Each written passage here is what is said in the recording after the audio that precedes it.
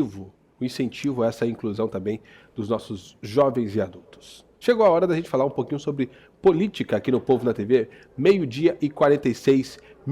Luiz Armando está aqui. Tudo tranquilo, Luiz? Tranquilo. Boa tarde para você. Boa tarde. E aí, tá tudo certinho? Tá movimentado aí ó, os bastidores? Me conta.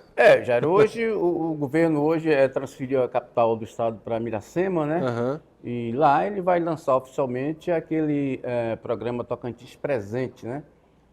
Como a gente tinha alertado aqui, o governo não podia fazer esse programa, que ele anunciou na quarta-feira, né?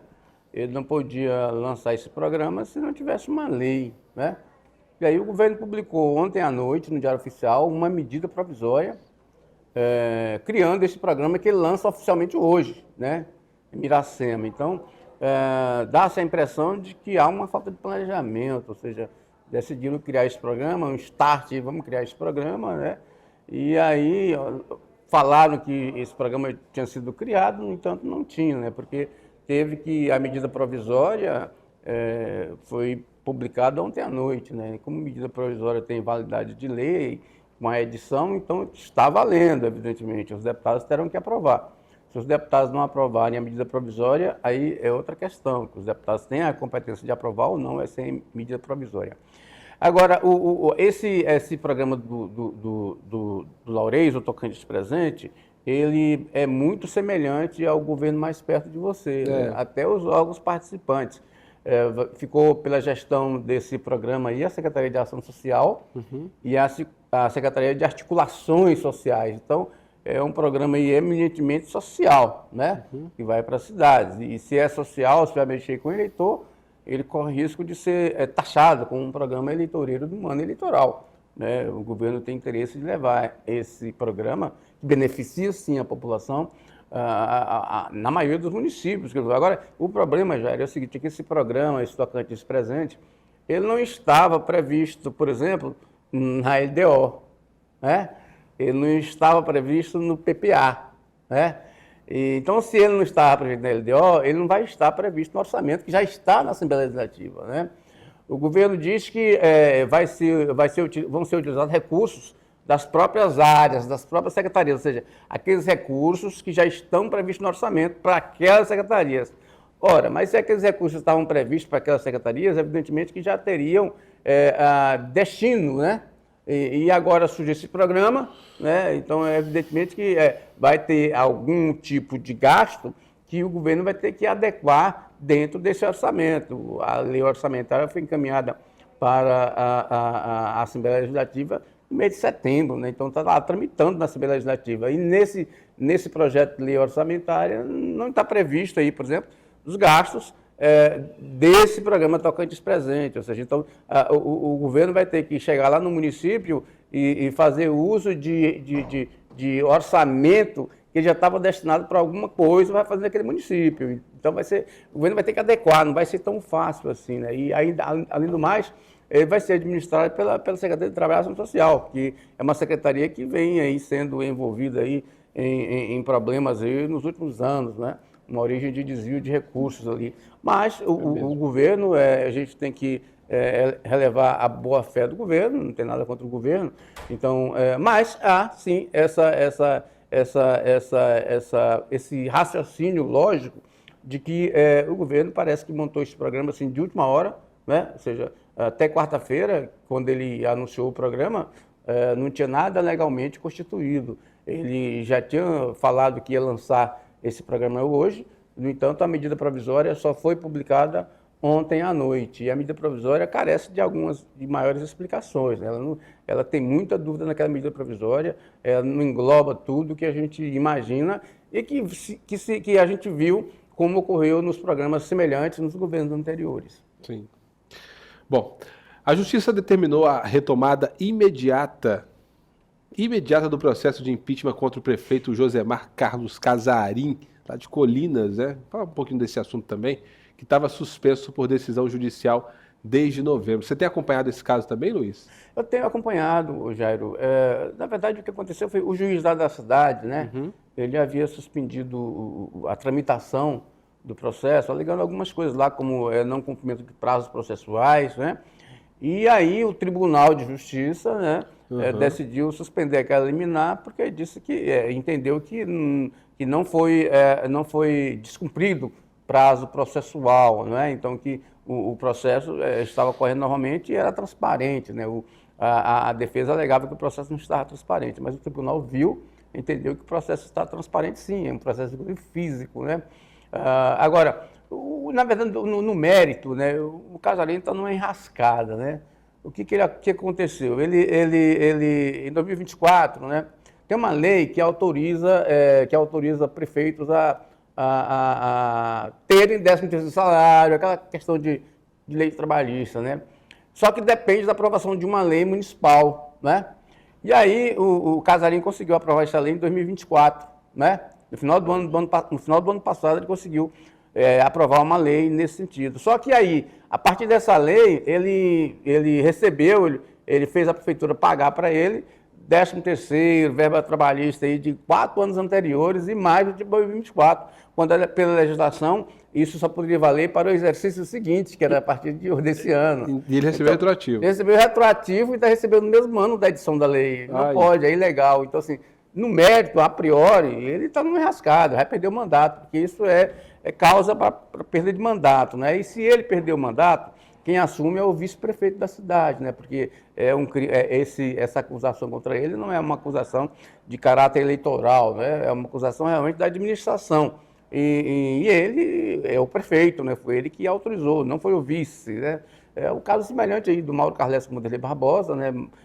O Mauro Carles ia ser cassado, pediu afastamento, né? E o Vanderlei Barbosa assumiu. É o mesmo caso também da Dilma Rousseff com o Michel Temer, né? Ou seja, se ele for cassado, o Casarim for cassado, como tudo indica, será, porque está muito claro, né? Essa questão do recebimento das verbas em ano que ele não poderia e dos anos, que ele imagina, se todos os prefeitos de Colinas agora pudessem reivindicar o 13º das gestões em que ele for prefeito. Então, um negócio que não tem lógica, né? Então, eu creio que é uma situação muito difícil para ele, que a defesa dele vai ter muito trabalho para reverter essa situação, que inclusive é um julgamento político, né? É na Câmara de Vereadores. Então, ele convenceu os vereadores de que isso é legal ou ilegal, é muito difícil, porque já há, inclusive, um viés de oposição a ele dentre os vereadores da cidade, até pela forma de tratamento que ele tem com alguns vereadores. Você lembra que o ano passado ele teve aquele problema com a vereadora, e parece que esse ano ele falou que qualquer coisa ele vai na bala, né? Então, não é realmente uma situação muito boa para ele, né? Ele é um cidadão até bacana, já esteve aqui no programa, né? Uma vez, mas assim, nessa situação ele está encrencado. A situação está complicada para ele. O governo do Tocantins acelerou o calendário administrativo ao publicar no Diário Oficial a Lei de Diretrizes Orçamentárias, a LDO 2026, sem vetos às emendas parlamentares e, simultaneamente, editar a medida provisória que institui o programa Tocantins Presente, né? Isso foi o Tocantins Presente a gente falou. Acabou já, de falar né? aqui, né? Ontem à noite... Os dois assuntos. Ontem, porque no Diário Oficial, ontem à noite também foi publicada a LDO. Na verdade, essa LDO já havia sido aprovada pelos deputados na semana passada. Então, o que aconteceu é que ontem o governador sancionou e publicou. O detalhe aí é a questão dele aceitar as emendas dos vereadores. Nós não estamos falando de emendas impositivas, não. De emendas, né? Lá no projeto da LDO, que o governo encaminhou, os vereadores colocaram uma porção de obras lá para entrar na lei de diretrizes orçamentárias. Isso, evidentemente, que vai comprometer o orçamento do governo, ou seja, porque vai entrar, o governo já tem uma programação, aí os deputados vão e sequestram mais um dinheiro do orçamento, né? E o Laurez aceitou, né? Eu acho que o Laurez está fazendo uma composição política com os deputados nesse momento, não quer comprar briga com ninguém, né? E aceitou todas as emendas que os deputados apresentaram ao projeto de lei orçamentária, de LDO, né? Projeto de diretrizes orçamentárias. Agora, como a LDO orienta a LOA, certamente os deputados irão adequar a LOA, a lei orçamentária que já está na Assembleia, adequar a lei orçamentária à lei de diretrizes orçamentárias com as emendas colocadas pelos deputados, né? E lá, nas emendas, é bom frisar que ainda há as emendas individuais, que a LDO prevê, né? A LDO prevê que cada deputado vai ter de emenda individual 1,73% da Receita Corrente Líquida. Isso aí significa que os deputados, todos os deputados estaduais, terão no próximo ano, só de emendas individuais, o equivalente a 300 e poucos milhões de reais para dividir entre eles aí no ano. Além disso, repito, tem as emendas que eles colocaram no LDO, né, que vai certamente biscoitar um pouco do orçamento ali do Executivo. Muito bem, por hoje é só? Ó, tem uma questão interessante aí, o PT reagiu àquele negócio da nomeação do Paulo Mourão, né? Reagiu? Reagiu e disse que o Paulo Mourão não foi para o governo por causa do cargo, foi por causa da composição, eles criaram um aceno do governo Laurez ao presidente Lula, aquele lenga-lenga, né, que a gente já sabia, evidentemente, que na verdade, o PT queria ser governo, o PT queria alguma coisa para apoiar o governo, né? Esse negócio de um aceno, me dá uma ajudinha aí, mas, realmente é cargo, sim, o PT queria estar no governo, na prática, para poder dizer que é governo, para poder possibilitar a vinda do Lula. Agora tem um dado interessante de ontem para hoje. Ontem o PP e a União Brasil oficializaram no TCE a federação partidária, né? Oficializaram. Agora o TSE vai decidir se autoriza ou não. Significa o quê? Que o PP aqui do Estado, União Brasil, da Dorinha Seabra, em tese teria que ter o Vicentinho Júnior do PP, né? E aí, como é que ficaria a chapa? Porque já tem lá o Gaguinho e o Eduardo Gomes. Então, eu conversei hoje pela manhã com o deputado Vicentinho Júnior, que é presidente regional do PP e pré-candidato do PP ali a senador na chapa de Laurez Moreira.